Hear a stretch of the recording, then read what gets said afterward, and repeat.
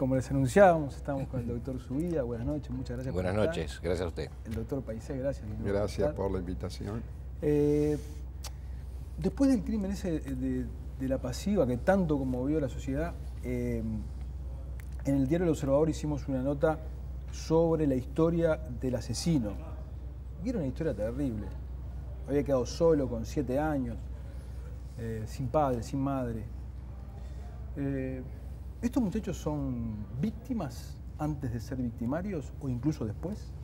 Bueno, al juzgado llegan como indagados por un hecho y pasan a ser inculpados por el hecho que cometieron y confesaron, ¿no? A mí no me gusta hablar mucho de los casos particulares de mis defendidos en estas entrevistas. En general. Pero de cualquier manera, creo que a veces hay circunstancias que los condicionan en conductas posteriores. Yo no me acuerdo si leí el reportaje ese del Observador, sí he tenido posibilidades de estar con alguno de ellos en las visitas que hacemos los defensores en forma bimensual a los establecimientos de la Colonia Berro y a los de Montevideo. Y bueno, no con este adolescente que tú decís, sino con el otro, estuvimos intercambiando algunas opiniones sobre el hecho en sí, que me imagino que en el correr de estos días posteriores a la feria ya debe estar por llegar la acusación fiscal, que casualmente, como tú decías, el que intervino en la causa fue el doctor Zubida. Pero tu mirada es la de que son víctimas de la sociedad. Bueno, porque hay un discurso que dice eso. Bueno, mi mirada es la del defensor público o defensor de oficio y el que tengo que atender una causa. Así que la mirada que yo tengo sobre ese caso es una mirada jurídica. Y te reitero, es decir, como muchas veces por el trato con la familia o con el trato con el mismo adolescente, las visitas posteriores que le realizo, cosa que no se da de repente ese contacto que a posteriori lo tenga el juez o lo tenga el fiscal. En general es más una tarea de la defensa y sobre todo en aquellos casos donde los años de reclusión son muchos, son bastante los contactos, uno se va enterando de determinados problemas que han tenido en su vida y que bueno, que como decía también, los han de repente condicionado en el tipo de conducta delictiva o infraccional en que incurrieron posteriormente. ¿Son víctimas? Son víctimas, todos somos víctimas. Todos vivimos en este valle de lágrimas, según decían los antiguos teólogos. Todos tenemos un pasado, todos sufrimos, venimos al mundo sufriendo, nos vamos de este mundo con la muerte también sufriendo. Obviamente que la sociedad condiciona en muchos casos determinadas pautas de conducta, pero hay todo un movimiento filosófico jurídico que sustenta esa posición, que es el tema de la corresponsabilidad social. Muchas veces se sustenta que la sociedad en que se vive es la responsable del accionar de determinados delincuentes. Y siguiendo ese razonamiento se extrapola entonces de que por ser la sociedad la responsable, la que ha determinado determinadas conductas, esas personas no deben de ser susceptibles de una sanción, que termina o deviene en el abolicionismo. Postura que, si tenemos tiempo me imagino que entraremos, el Código de la Niñez y la Adolescencia parcialmente ha sostenido, con determinado tipo de delitos que por un tiempo sostuvo que no eran perseguibles, léase la tentativa de hurto. Ahora, esa posición del abolicionismo que algunos autores, por ejemplo Foucault en Francia, muy conocido en la década del 60, de alguna forma llevó a determinados extremos, con argumentos muy sólidos. El tema es que si la aceptamos lisa y llanamente, todos dejamos de ser responsables. Porque, como le decía al principio, todos somos víctimas de algo. Quien delinque a nivel de delitos de guante blanco, probablemente tuvo una incidencia familiar con otros decibeles, pero influencia familiar al fin, que lo determinó para realizar determinadas maniobras. No quiero entrar en casos particulares, pero creo que con un poquito de suspicacia todos podemos pensar en determinados casos muy renombrados en nuestro país, que se dieron determinadas operaciones por parte de pertenecientes a una familia que ya se habían dado anteriormente por parte también de pertenecientes a determinadas familias. Y eso conlleva de que si todos somos víctimas, nadie es responsable cómo sobrevivimos. Ese código de la niñez que menciona, y en el marco del cual ustedes tienen que moverse cuando están en un juicio, ¿usted personalmente se siente cómodo con ese código? En absoluto. ¿Por qué? Es un código hiperbenigno, a mi juicio, creado para otras latitudes, con desfasajes incluso procesales gravísimos. Entre otras cosas, ahora se ha solucionado parcialmente. El conteo matemático de determinados plazos o subplazos no cerraba con los plazos mayores. Un código donde el principio de legalidad está permanentemente torpedeado, bombardeado, porque al no existir mínimos ni máximos, entonces el juez tiene absoluta discrecionalidad para imponer la medida que estime pertinente. Códigos de hace miles de años eran más garantistas en cuanto a que por determinadas conductas asignaban responsabilidades mucho más específicas, y ha llevado a casos que son conocidos por todos. Un juez en el departamento de Colonia por una rapiña impuso 5 años, una rapiña de estas clásicas que en Montevideo tenemos y que los jueces habitualmente no imponen más de algunos meses. En Montevideo, por ese mismo tipo de rapiña, determinados jueces envían para la casa al adolescente. Entonces, un código que en términos quizás de Finlandia, antes en broma hablábamos de Holanda, algún juez, el doctor Morales, que nos acompañó a nosotros durante muchos años, hacía referencia al código holandés.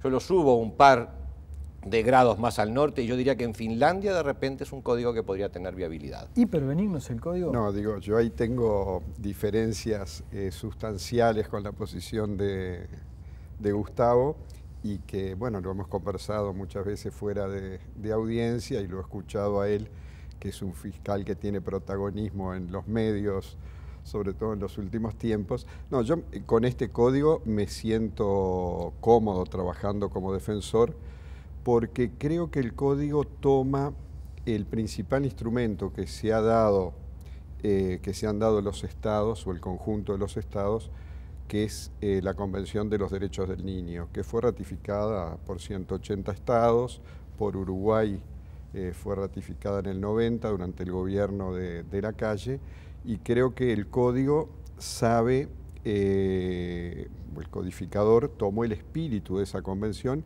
Incluso hay varios de los artículos que reproducen artículos de la Convención de los Derechos del Niño, que reitero es el principal instrumento que tiene la humanidad de protección en estos momentos para la niñez y la adolescencia.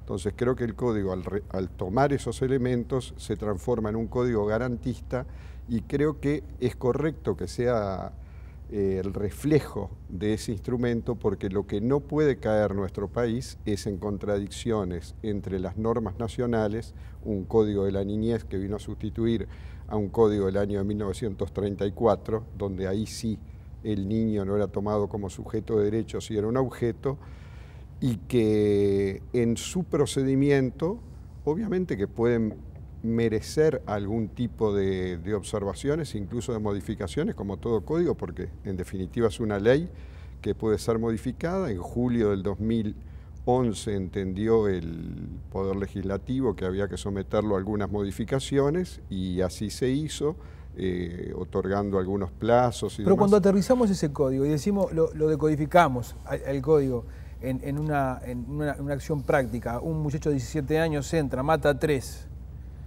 bueno, yo creo y en 4 años queda libre. No, creo que acá hay... Pero es así. No, perdón. Creo que acá menos. hay algunos... En menos, dice él. Claro, de repente son extremos. Acá hubo un gran problema, que es el que creo que puso la minoridad sobre la mesa, que no es el código. El gran problema fue el récord de fugas que tuvo el INAU en el año 2009. Es decir, hoy los adolescentes infractores internados a fines de junio eran 410. En ese momento más o menos estaban entre 300 y 350. Hubo admitidas por el INAU 1020 fugas. Es decir, es como si hoy se fugaran en proporción 30.000 presos mayores de edad de los 9.000 y pico que hay. Entonces, eso que debe ser un récord de fugas mundial, de que se fue esa cantidad de adolescentes en un año, es lo que después generó una sucesión de delitos y una sucesión de entradas de los mismos adolescentes. Yo lo escuché a él decir en alguna vez, en una radio o algo, en algún lado, decir que mientras que se pedían mayores penas, nunca le había tocado un juez o un fiscal que le tipificara a un menor los 5 años establecidos por la ley? 2 veces me tocó. Probablemente le debe haber tocado conmigo. O sea, Una fue el doctor Subía, que fue en un tema ni siquiera de homicidio, de rapiñas, que el juez en primera instancia fijó la medida socioeducativa o la pena en 3 años, y después creo que Subía apeló y el tribunal ratificó la sentencia de primera instancia. ¿Para qué se piden más aumento de penas si después el juez, pudiendo darle 5 años, ni siquiera le da los 5? Bueno, pero volvemos al principio. Primero, una ironía, si el doctor se siente cómodo con el código y yo no, probablemente el código plasma más y satisface más a las defensas que a los fiscales. Lo cual no es un juicio de valor negativo, digo, probablemente entonces el código tiene esas características de benignidad que es a la que tienden generalmente los defensores cuando hacen su labor como tan correctamente la hace el doctor Paisé. El problema es que hay varias tuerquitas a tocar. Por ejemplo, el tema del INAU, totalmente de acuerdo con el doctor, fue un desastre que ni siquiera ha habido responsables por ese desastre, del cual yo hice múltiples denuncias penales. Hoy ha modificado ese tema y lo podemos poner en una cuota de cumplimiento, todavía quizás no la debida. La otra pata del tema es el código que hablamos y la otra pata es el funcionamiento judicial al que usted hacía recién referencia. Son patas diferentes, no podemos abordarlas todas mezcladas porque entonces la maraña. El INAU fue una vergüenza durante los años 2009, 2010, una barbaridad, hoy en vías de sustanciarse con otras latitudes. La temática de los jueces hace una modificación del sistema procesal general, que es decir, un sistema acusatorio, y no a un sistema mixto como tenemos hoy, que no da garantías a nivel de los contralores, no por las personas de los magistrados, que son los magistrados excelentes personas como tales, sino por las garantías de contralores que tienen que tener todos los sistemas. ¿Sabe usted, por ejemplo, cuántas llamadas recibe un magistrado durante el turno y cuántos casos trae al juzgado? Ni yo lo sé, pero todos intuimos de que un magistrado recibe probablemente 4 o 5 veces más llamadas de los casos que trae al juzgado. Esa selección primaria que en otros países las hace el fiscal presentando su caso ante el juez, hoy en este sistema la hace el juez ante sí y por sí, lo cual no es un sistema benéfico porque no existe garantía de contralor de la actividad de los magistrados. Son los que se denominan cifras negras. Son los casos que podrían haber venido al juzgado o no podrían haber venido. Sí, pero perdóneme, pero yendo a lo concreto que yo le pregunté, está bien, hay 3 patas, el INAU, pero los jueces, sí, teniendo los 5 años, ¿por qué no le dan los 5 años? Porque hay en el corazón del código, en el artículo 87, y el doctor hacía referencia también a la convención, hay un artículo que dice que el juez dispondrá la internación como última medida, tendrá que fundamentarla expresamente para disponerla y se realizará por el menor tiempo que proceda. Entonces, si usted tiene funcionarios empleados en una empresa y usted para imponerle al funcionario un horario lo tiene que hacer, es decir, llega temprano muchacho, lo tiene que hacer como última medida, fundamentándolo expresamente, y cuando lo hace para fijar el horario debe ser por el menor tiempo que proceda, usted se imagina que su empresa va a funcionar con muchas dificultades. El juez tiene muchas veces las manos atadas por una legislación hiperbenigna, que es verdad, viene de un marco programático que es la convención, pero a los efectos prácticos podría haberse diagramado de otra forma, que no existan mínimos para delitos gravísimos, que el juez pueda disponer vete para tu casa, que el juez no evalúe si los padres son o no son contenedores de ese chico, más allá de las preguntas que algunos jueces le realizan en el juzgado a la madre, señora, usted se puede hacer cargo o no de su hijo. Todo un sistema que es tan benigno, en cierta medida sigue siendo tan tutelar, sigue buscando no juzgar el hecho, sino juzgar a la persona del infractor en un modelo que sigue, repito, siendo tutelar, que entonces ese sistema tiene que ser de alguna forma modificado y rápidamente. El caso que usted decía, y termino, 5 años en algunos casos he pedido, probablemente en el tema este que nos ocupa, que el doctor Paisé va a contestar la acusación, que usted lo traía a colación al principio, va a ser uno de ellos. Yo pedí 5 años por los homicidios de la pasiva conocidos. Pero el juez va a imponer probablemente una medida menor, a veces sustantivamente menor. ¿Por qué? Porque el juez tiene el marco legal para hacerlo. Y tiene el marco legal para fijarle 5 años. Sí, sí, pero si yo a usted lo dejo venir entre las 2 y las 6 de la tarde a trabajar y usted llega a 5:59, ¿a usted le pueden decir algo? Usted tiene un rango, el ejemplo de hoy, un rango para venir a trabajar de tantas horas que usted llega a la hora que quiera. Y si llega 1 minuto antes de que se le venza el plazo, usted está bien.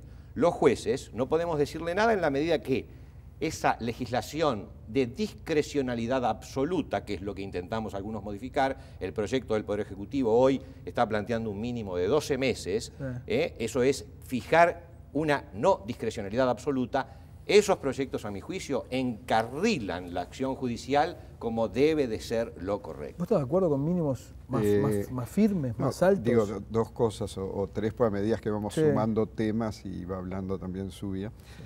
Es decir, cuando él hacía referencia al artículo del Código que habla del plazo razonable y medida de último recurso, ese artículo del Código es prácticamente un calco del artículo 37, literal B, de la Convención de los Derechos del Niño. Entonces yo pienso que Uruguay no está en condiciones, como país que integra una comunidad internacional, de denunciar la Convención de Derechos del Niño. Creo que el único país del orbe que no la ratificó es Estados Unidos.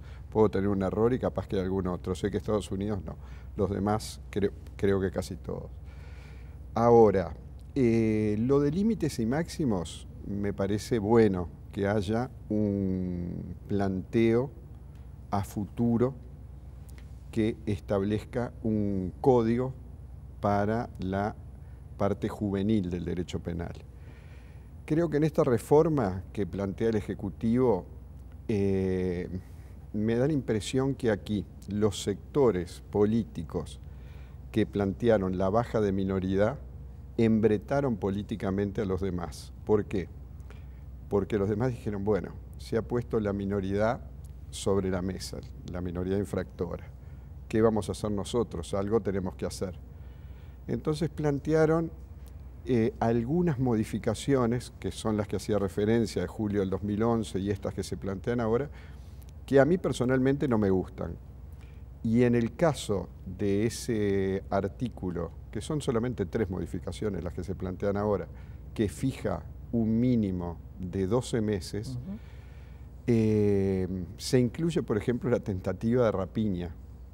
En otro artículo, entonces, vinculado a ese, la tentativa de rapiña entra en los 12 meses. ¿Y pensás vos que es mucho? Bueno, yo lo que te digo es esto, que para los mayores de edad, sí, la tentativa de rapiña tiene un mínimo de 16. Entonces, el derecho penal y el derecho penal juvenil no son como 2 vías por donde va el tren que deben ir paralelas. Es decir, son 2 vías que deben alejarse.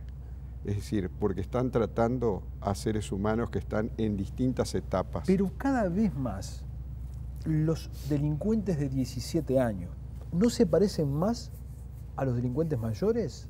Sí.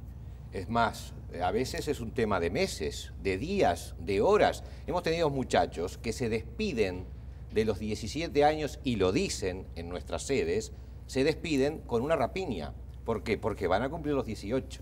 Son despedidas que en algunos casos con el doctor hemos conversado, en algunos casos muy puntuales, donde en algunos casos despiden, en otros casos los familiares advierten de que se está por hacer la despedida. Pero vos planteás que se separen cada vez más, pero no se parecen, es que hoy ¿no ha cambiado el material humano? ¿Estos muchachos no son un poco más violentos, no son más profesionales? Bueno, pero es que sobre todos estos temas del derecho penal juvenil se ha escrito mucho, no solo por parte de UNICEF, sino por autores extranjeros, uruguayos y demás. Y te vuelvo a repetir, la formación del mayor de edad, que en algún momento hay que dividirlos. Nosotros tenemos 18 años, la convención habla también de 18 años y en lo que me es personal dejaría esa edad y no le aplicaría a menores de 18 años la justicia de mayores. Pero, no sé, el ex alcalde de Nueva York, Giuliani, que la otra vez leía una nota, no actuaba hasta con tanta rigidez, y eso que era un hombre de tolerancia cero, con tanta rigidez como se pretende acá. Es decir, decía, bueno, es un tema difícil el tema de la justicia penal juvenil, pero yo entiendo que en una primera oportunidad, en una primera infracción, vamos a darle una chance de apostar a la recuperación de ese adolescente. En una segunda oportunidad vamos a tratarle con un poco de más dureza. Y en una tercera oportunidad, entonces vamos a tratarlo con un adulto. No es que yo comparta exactamente eso, pero lo que te quiero decir es que en estas propuestas no hay ni siquiera no hay progresividad. no hay ni siquiera una primera oportunidad para aquel que es primario. ¿Hay que dar una primera oportunidad? No.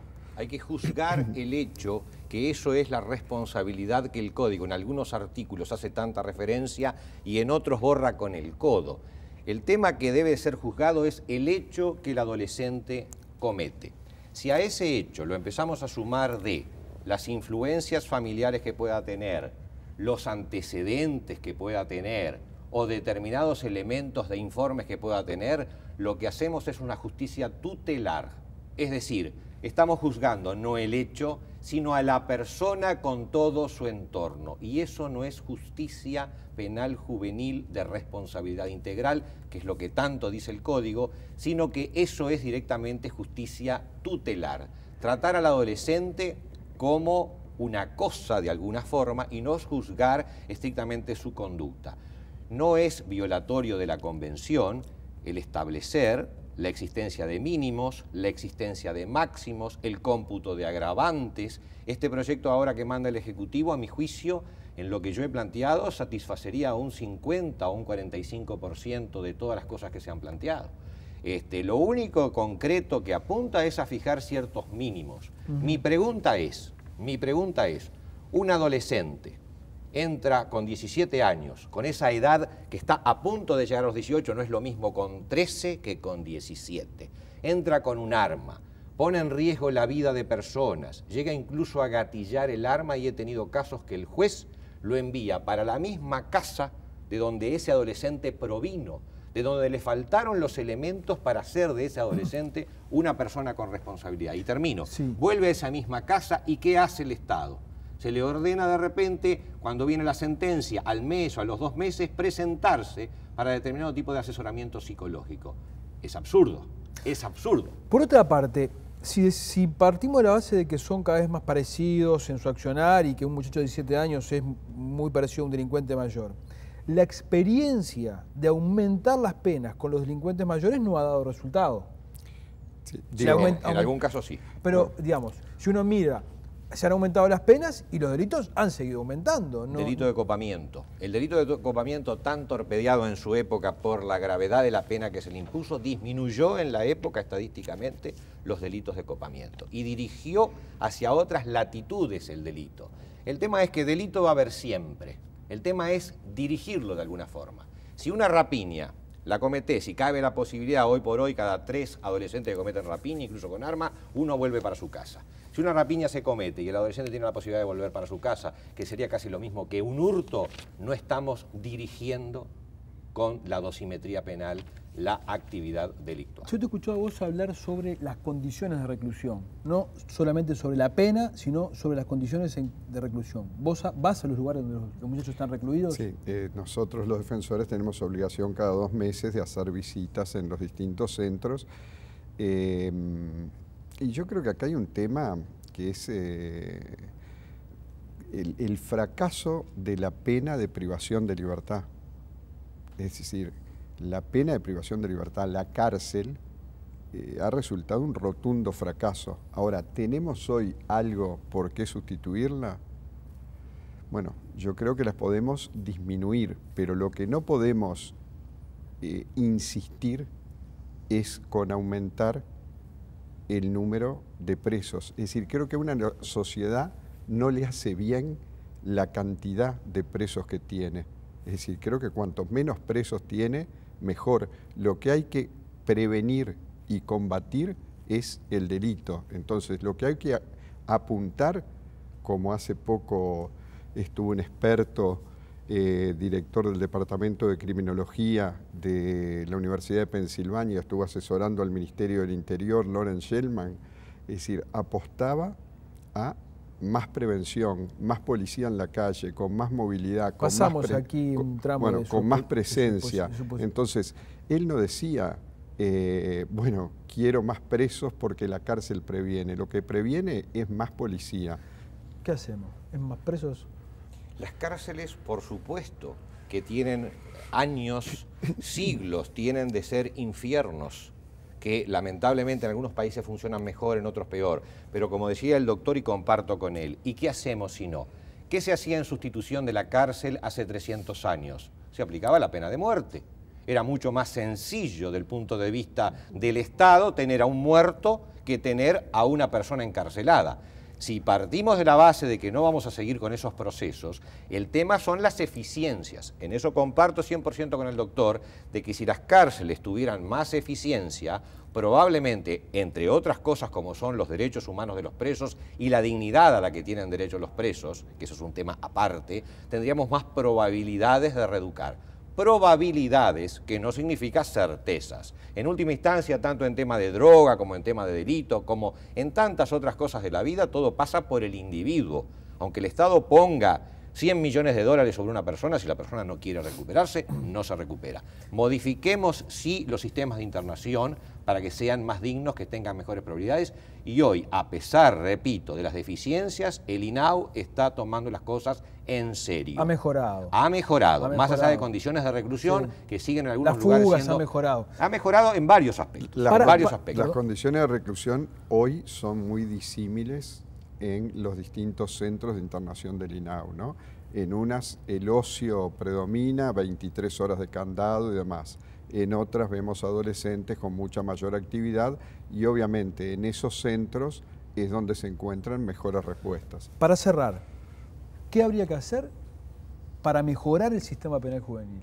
Un sistema en serio, que sin el descenso de la edad de imputabilidad, yo estoy en contra de descender la edad de imputabilidad, aunque respeto la posición de quienes la sostienen porque están hartos de una situación de violencia que sigue en crecimiento, aún sin descender la edad de imputabilidad, aún manteniéndonos incluso dentro de los 5 u 8 años, yo he hablado como máximo de pena de internación para los adolescentes, hacer un sistema serio, donde el adolescente internalice que la cosa no va en broma, que si se comete una rapiña con arma donde se pone en juego la vida humana, el bien jurídico más preciado que tenemos, ese adolescente no puede retornar esa noche a su casa.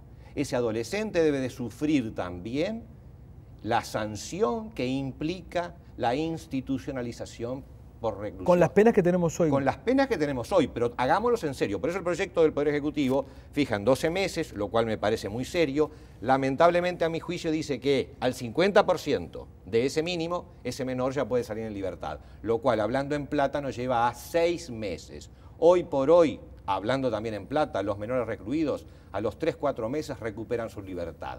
Si lo único que hacemos es sumarle 2 meses más, después de tanto ruido que hemos hecho con estos temas, me parece que estamos todavía quedándonos muy cortos. ¿Qué hacemos para mejorar? No, yo creo que los temas de la minoridad infractora no pasan por un tema del Código de la Niñez. Es decir, pienso que no hay que generar temas de prevención, como decía, no hay que generar la disyuntiva de seguridad o políticas sociales, que acá hay sectores políticos que optan por una o por la otra, hay que ver de qué forma congeniar una y otra, y hay que fijar el problema de la adolescencia infractora en su justo término. Es decir, si nosotros hoy tenemos 9.500 presos aproximadamente mayores de edad y 410 infractores, eso ya nos está indicando algo. Si el Poder Judicial tiene 21 juzgados penales y 4 juzgados de adolescentes, o 16 fiscales tiene el Ministerio Público en materia penal y solo 3 en materia de adolescentes infractores, estamos viendo que estamos hablando de 2 realidades y 2 problemas diferentes. Entonces, no tratar de magnificar el de la adolescencia infractora, cuando los grandes problemas en general en este país, en distintas áreas, los generamos los mayores de edad. Doctores, les quedo muy agradecido que hayan estado. Gracias a usted. Gracias. Nos vamos a una tanda y volvemos.